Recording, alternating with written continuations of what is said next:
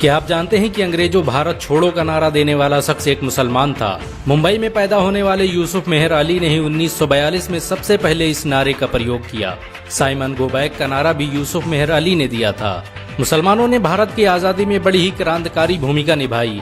असहयोग आंदोलन की शुरुआत मुसलमानों ने ही की थी।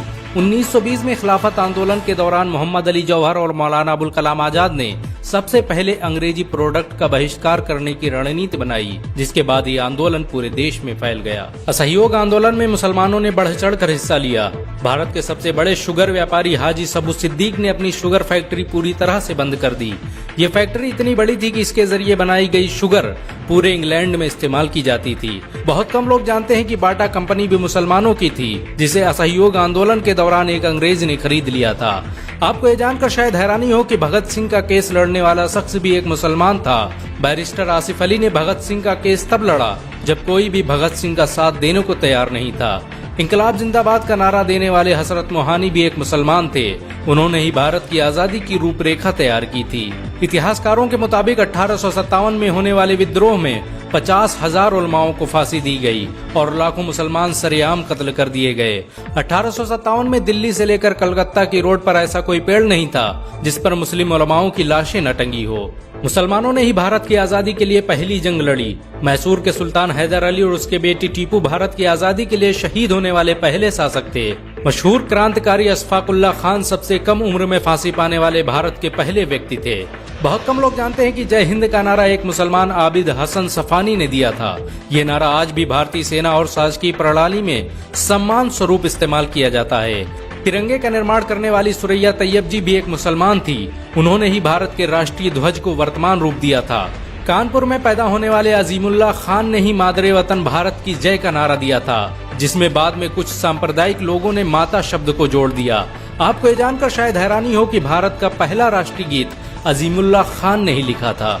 बहुत कम लोग जानते हैं कि मौलाना कासिम नानोतवी ने दारुल उलूम देवबंद की स्थापना अंग्रेजों को भारत से निकालने के लिए की थी। इस मदरसे का मकसद देश में ऐसे नौजवानों को पैदा करना था जो भारत की आजादी में योगदान दे सकें।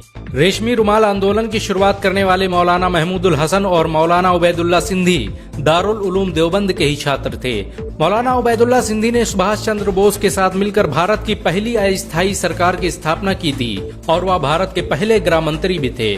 आपको ये जानकर शायद हैरानी हो कि मौलाना महमूदुल हसन ने ही 1920 में गांधी को महात्मा का लक़ब दिया था।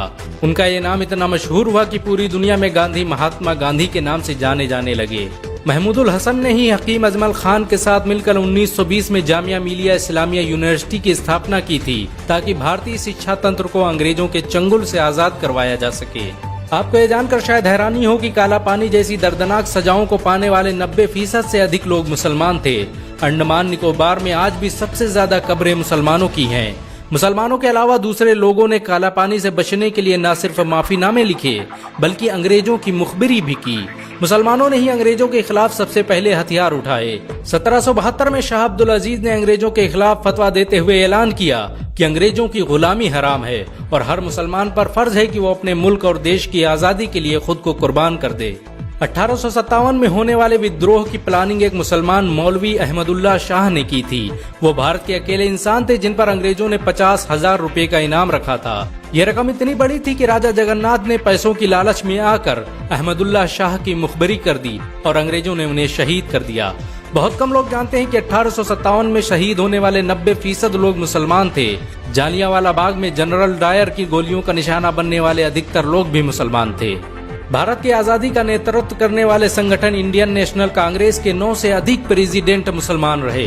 गांधी जी ने अफ्रीका में जहां वकालत की पढ़ाई की, वो कॉलेज भी एक भारतीय मुसलमान का था और वह जब भारत में आए तो उन्होंने आजादी के लिए अली ब्रदर्स के साथ काम करना शुरू किया, जो कि मुसलमान थे। बहुत कम लोग जानते हैं कि 1921 में केरल के मुसलमानों द्वारा अंग्रेजों के खिलाफ लड़ी गई जंग में 3,000 से अधिक मुसलमान शहीद हुए थे और 50,000 मुसलमानों के जेल में कैद कर दिया गया था। ये आंदोलन मोपला मुस्लिम आंदोलन के नाम से जाना जाता है। 1942 में शुरू हुए भारत छोड़ो आंदोलन की रूपरेखा मौलाना अबुल कलाम आजाद ने तैयार की थी। संविधान निर्माता डॉक्टर भीमराव अम्बेडकर को पहचान दिलाने में मुसलमानों का बड़ा योगदान रहा है। 1946 में जब भीमराव अम्बेडकर दलित होने की वजह से इलेक्शन हार गए तो बंगाल मुस्लिम लीग ने उन्हें मुस्लिम इलाके से इलेक्शन लड़ने की दावत दी। इस तरह भीमराव अम्बेडकर संविधान सभा का हिस्सा बन सके।